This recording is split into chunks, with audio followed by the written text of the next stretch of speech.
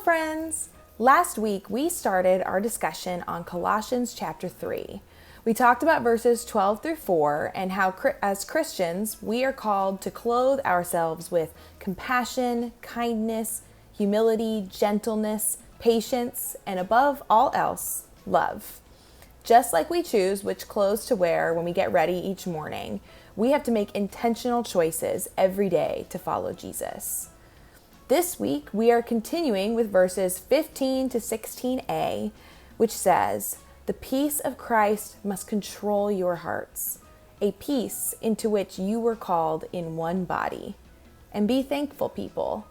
The word of Christ must live in you richly. Teach and warn each other with all wisdom by singing psalms, hymns, and spiritual songs."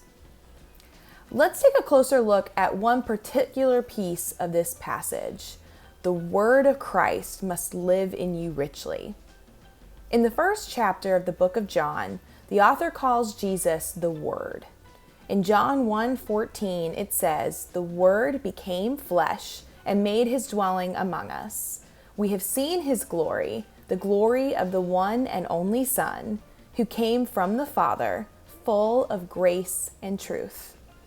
Jesus is the Word made flesh, which means that he is the living example of God's teachings. Rather than continuing to just tell us how we're supposed to live, God actually came to earth to show us the life that we are called to. When we talk about the word of Christ living richly within us, that means that we are living in a way that we are exemplifying the teachings of Jesus. Being a Christian is more than a title and more than just what we believe on the inside, though that part is important too. Love is an action word, and so following God, who is love, requires action. In James chapter 2, the author talks in depth about this exact idea. He asks, "My brothers and sisters, what good is it if people can say they have faith but do nothing to show it? Claiming to have faith can't save anyone, can it?"